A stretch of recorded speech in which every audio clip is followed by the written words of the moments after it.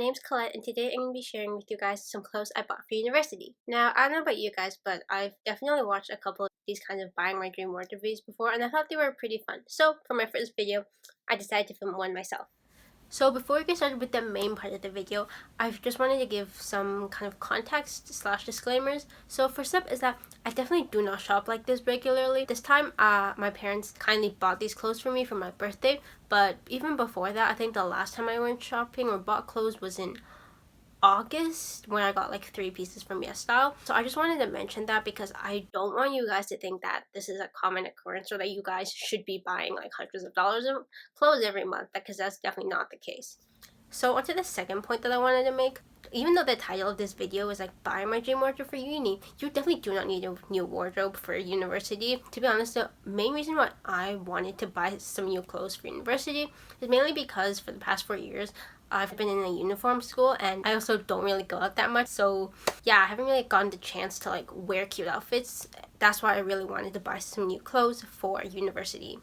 So the third and final point that I wanted to make is that I spent a lot of time planning and thinking about what kind of clothes I wanted to buy, or like what kind of pieces I wanted. And this is because I'm really trying to be more intentional with, you know, the kind of pieces that I buy, or just like what I bring into my wardrobe. Because regardless of how often you shop or even where you shop, I think the most important thing is that you pick pieces that you will actually wear and that you can wear over and over again. Because it doesn't really matter how sustainable the brands you buy from are if you only wear them once and then donate them or throw them out. So yeah, I just wanted to mention that before we get started, because I don't want you guys to think that I just randomly bought clothes, which leads me nicely into the first part of the video.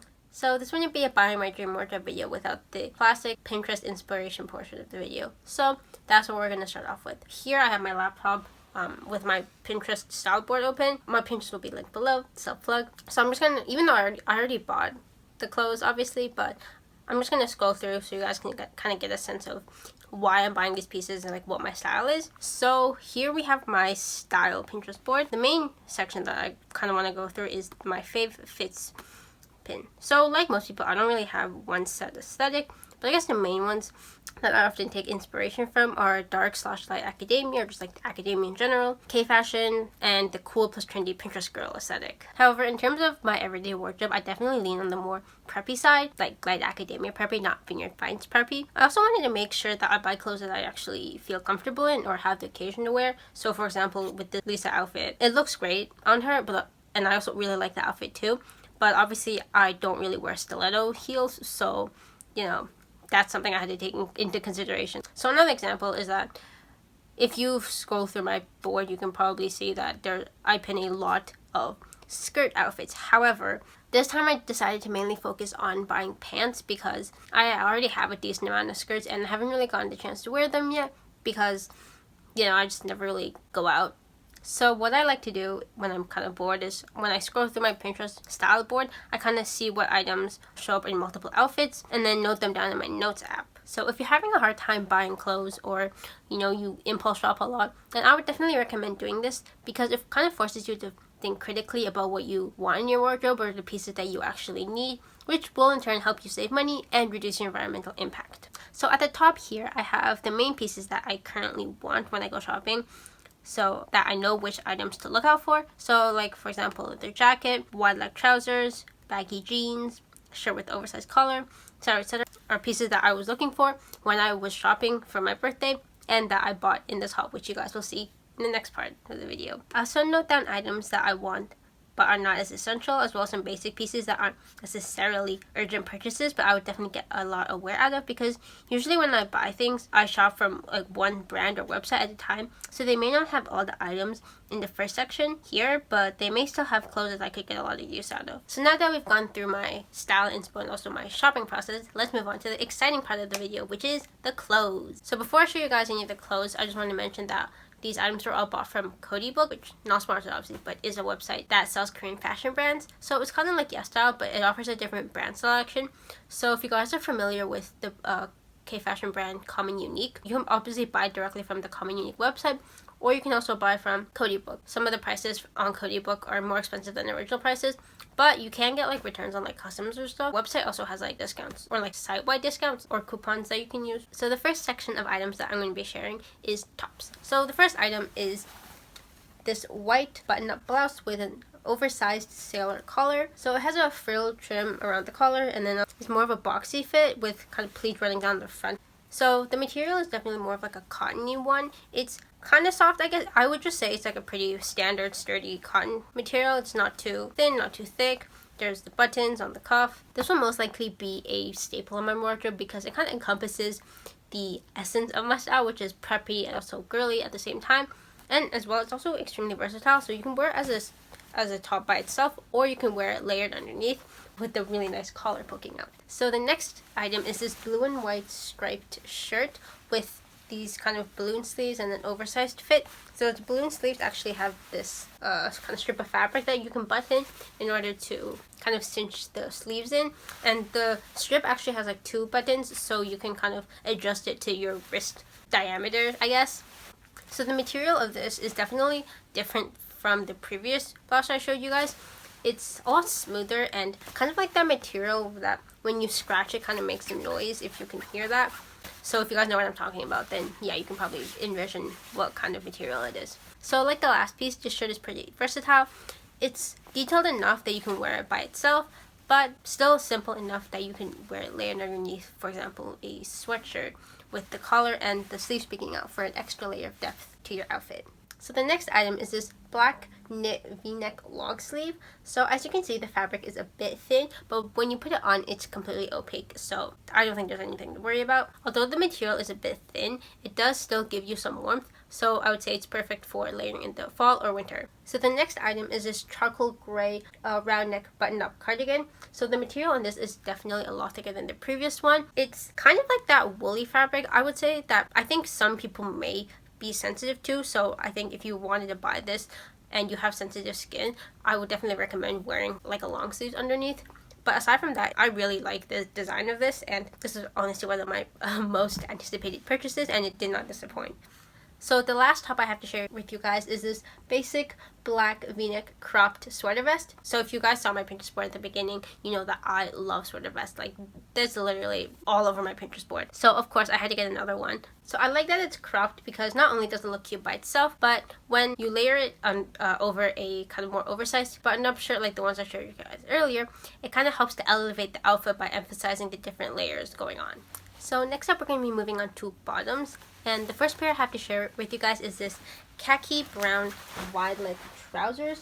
The waistband and thicker fabric kind of remind me of traditional suit pants. In terms of fit, they fit exactly the way I want them to. They drape really well, and the legs are actually real wide leg pants. You know, they don't cling to your thighs, which is really nice. So I would say if you're looking for a wide leg pair of pants, I would definitely recommend these. They also have another shade of brown in these pants, so if you don't really like this khaki color, you can definitely check that out. Oh, and I don't know if I mentioned this earlier, but all the items will be linked down below, of course. So the next pair of pants are these sage green wide leg trousers. So the fabric on this is definitely lighter than the previous pair. It's not see-through per se, but it's definitely thin enough that you can see your underwear line, as you can probably tell on the try-on clip. So I would definitely recommend either not buying these, or if you do decide to buy these, definitely get a pair of seamless underwear if that kind of thing bothers you. So despite the elastic banding at the back, these do fit kind of tight around the waist. So I would say if you're over a size 26-inch waist or like size 4, maybe don't get these. To be honest, I'm not really great with sizes, but yeah, I would say like this is definitely, even though this is one size, would definitely say don't buy it if you're over like size 6 or something. But overall, I guess for me personally, I'm pretty satisfied, and I'll probably be getting a lot of wear out of these if I can remember to wear seamless underwear. So the next pair of bottoms I have to share with you guys are these gray/dark wash black, I guess, wide leg jeans. So in terms of sizing or fit, the waist is a bit tight. Oh yeah, so all the sizes I got plus my own measurements will be in the description box as well for reference. These are in a size medium, and the waist kind of tight on me, and then the length is a bit long, but it's not long enough to drag, I think. And I think as long as I wear a pair of sneakers or shoes with a platform, it should be fine. So I'm not too bothered about it. So in terms of material, I would say it's definitely more of like a denim-like material. I don't know if it's actual denim or what the actual fabric composition of this is, but it's definitely more of like a stiffer fabric and not like stretchy, which I think, considering it's wide leg jeans, it's probably for the best, since the stiffer fabric does help it to kind of keep its shape, and you honestly don't really need that much stretch. I mean, these are really baggy. So yeah, I don't really have any complaints about the material or about the pants in general, and I would definitely recommend getting these if you're looking for a pair of wide leg jeans. So the last piece I have to share with you guys in this section is this black mini skirt with a slit on the left side. The back is an elastic banding, so the waist on this fits pretty comfortably, but I would say it probably only fits up to like a medium, maybe a large, I don't know. Like maybe up to a size 6. I'm not sure. I don't really know how sizing works, but yeah. I would say the waist on me is pretty comfortable, and I do kind of have like a stomach, so the fabric is stretchy, but it's kind of stretchy in a way that like it clings to my stomach fat. So if you kind of have like a bit of extra volume around your midriff area, I would definitely keep that in mind. Aside from that, the quality of this is pretty good. It's not like the best quality in the world, and it's kind of scratchy, but I don't think it's too bad, and I would say for the price it's pretty good. There aren't really any loose threads that I can see. So yeah, all in all, I would say this is a pretty good purchase. So the last category of items I'm going to be sharing with you guys today is outerwear. So first up, we have this black leather blazer. This is probably my favorite item out of everything that I got, as it should be, since it was the most expensive. The leather on this is really soft, and the jacket is also double lined, which means it can keep you warm in the colder months, and it fits perfectly. It's not too oversized, but it's also not too slim. I kind of have broad shoulders, so I was kind of worried that this would emphasize it, because it does kind of have like some mild it's not really padding. I don't know if it's necessarily padding, but it's definitely some material there, but it doesn't do that at all. So if you're like me and you have wide shoulders, don't worry about it. So next up is another one of my favorite purchases, and it is this plaid blazer. I have been looking for a plaid blazer in this kind of color scheme for a long time, so when I saw this, of course I had to get it. If you look closely, this one actually isn't plaid. It's more of like a houndstooth pattern, which, to be honest, I don't really care. I also do like houndstooth too. It gives off the vibes that I wanted to, so I'm not really mad. I'm pretty satisfied. I would say that the fit on this one too is also really nice. It's not too oversized, but it's also not too slim, and the fabric is definitely really thick, especially in like the outside and also like the body part. It's like also double lined, if you can tell, so it definitely keeps you warm and is good quality, which it should be, considering it was like $70.